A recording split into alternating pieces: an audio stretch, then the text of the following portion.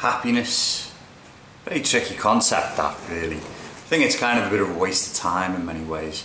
Probably what you're better off doing, instead of trying to make yourself happy, which is almost guaranteed to make you feel dissatisfied, disconnected and a bit depressed, you should instead look at doing other things and focusing on other things.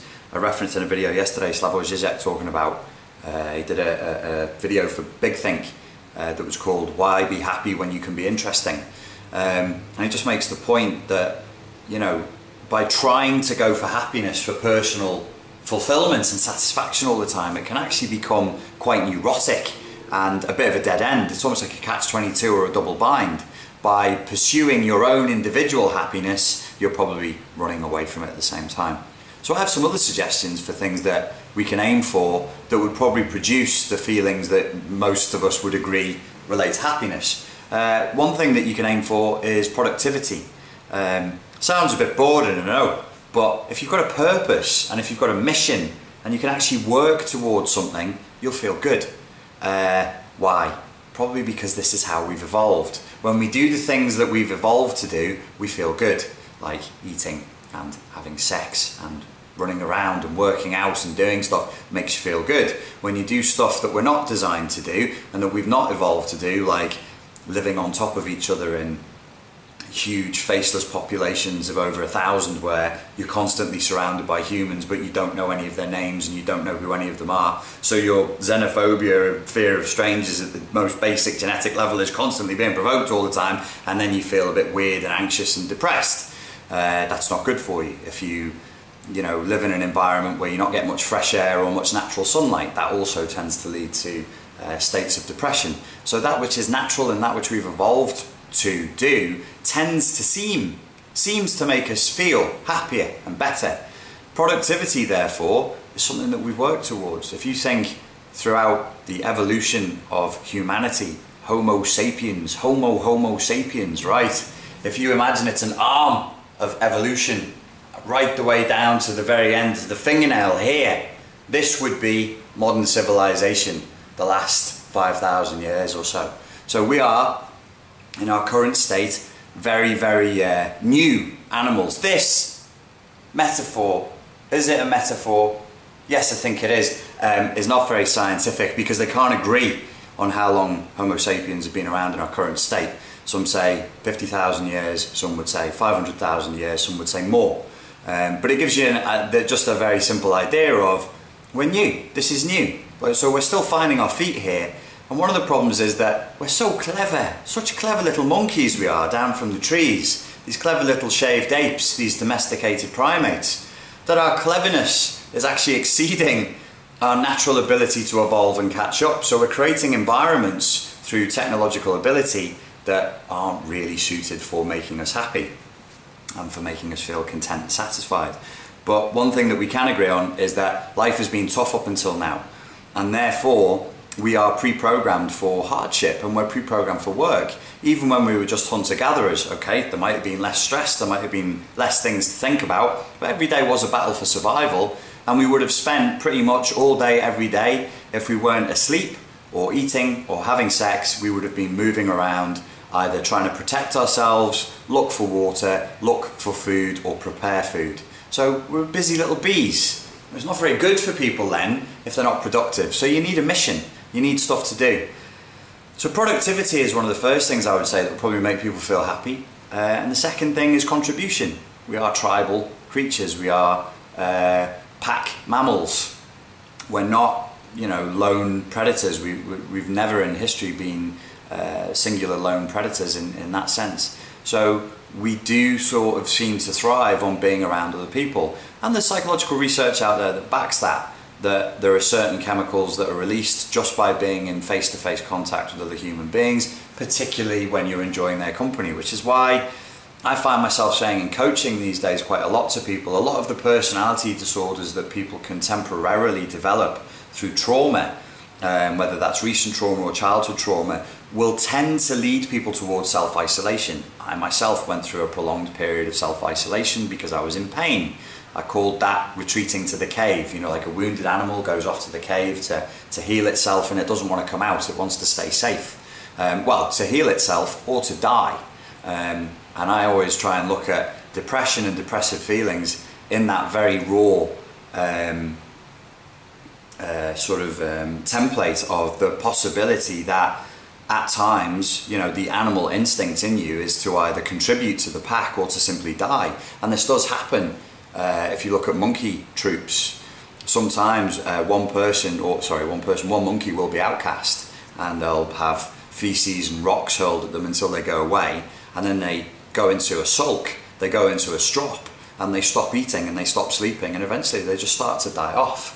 There's documentaries out there that document, you know, that happening step by step. So we do need to be careful of that. So a lot of self-isolation can occur, and self-isolation actually then brings its own problems. So what happens is you've got the initial trauma, and then you've got the pain that results from that, and then you've got like a little bit of a mental illness that comes about from the damaged sense of self, the behaviour patterns that have gone with that trauma, and the behaviour patterns that come with the mental disorder go with that, and then it echoes out, and you can end up in a little bit of a downward spiral. So self-isolation isn't great.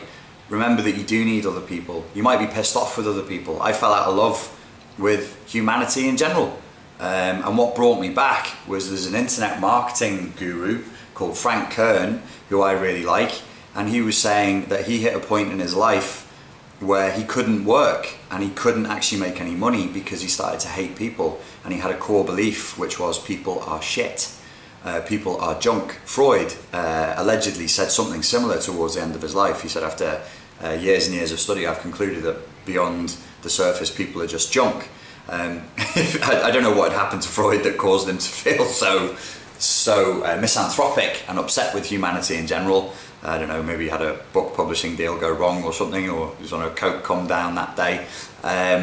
But he, towards the end of his life, was hating humanity. It's very difficult then to thrive. You can survive, you can keep eating, keep getting up every day, and I was talking to a lady the other day, and she said, you know, every day I get up and put my makeup on, and I you know, think about what I'm going to wear, and I go to work and I come back, but despite the fact that I seem to be taking care of myself, fundamentally I hate myself, I hate my life, and I'm not moving forward. And she was surviving and not thriving. So reconnecting with people, somehow trying to find a way to get back to other people, to other human beings, is essential.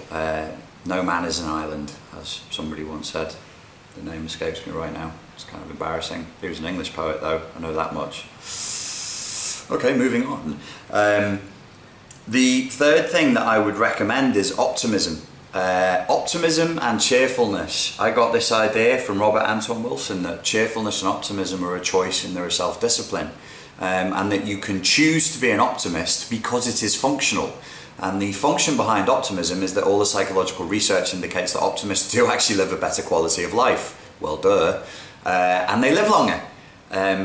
So choosing to have an optimistic point of view can be a steely discipline.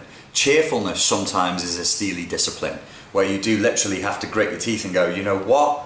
I'm not going to let my mind go down this dark path. I'm going to stop it now, and I'm going to do something to make that happen.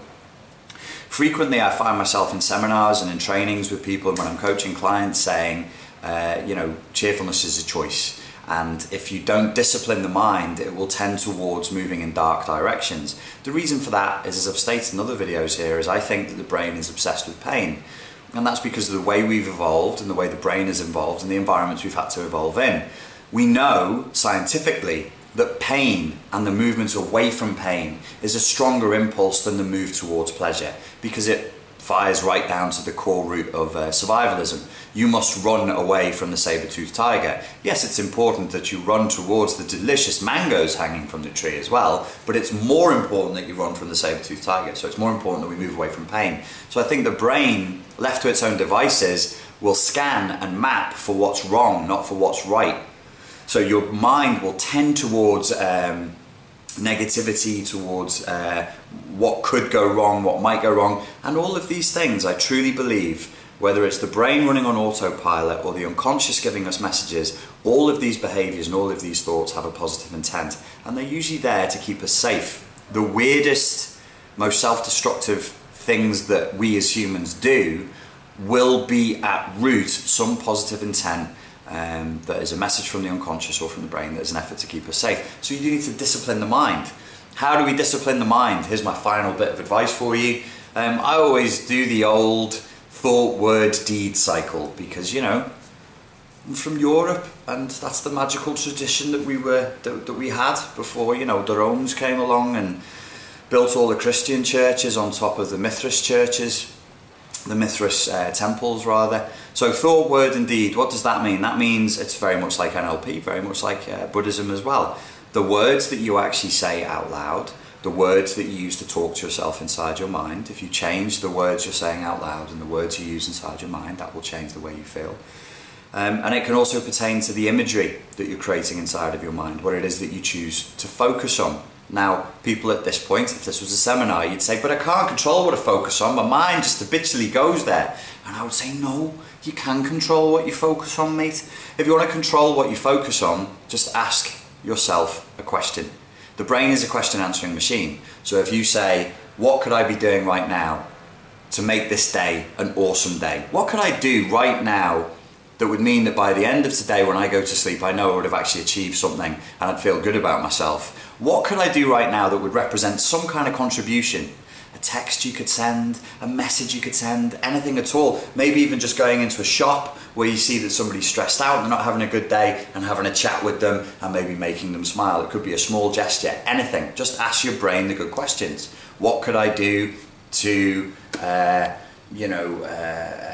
this point, what could I do today that would be some kind of contribution towards my health? Maybe I could go for a walk, maybe I could do a few push-ups, maybe I could go for a run or something like that. So the brain is a question answering machine, so if you want to control focus, that's what you do. So you've got thought, word and deed, or if you prefer the more modern Western terminology, internal representations, internal dialogue and behaviour. They're the same things. So if you control what you're thinking, the words inside your mind and the words that you use to speak to other people, and you change them, control the images inside your mind, that's going to help as well. And I always like the old school NLP via Anthony Robbins methodology of focusing on physiology. So if I want to feel optimistic and I want to feel cheerful and I want to feel driven, I have to move my body in a certain way, my tone of voice, my pace of voice, my volume needs to go with that. If I want to feel calm and focused, then I need to put my body and my tonality and my facial expressions and my breathing, even the flexion of your spine is very important. This has a different effect on your emotions than this. Where your eyes go is very important. Looking up constantly has a different impact on your emotions than looking down constantly. All of these things can help. Okay, that's enough on that one. Hope you enjoyed it. If you've got any questions, then just write them in the comments section below. Please do go and like my Facebook page by clicking this link. It's very important indeed. Okay, thanks for your time and your attention, and I will speak to you soon.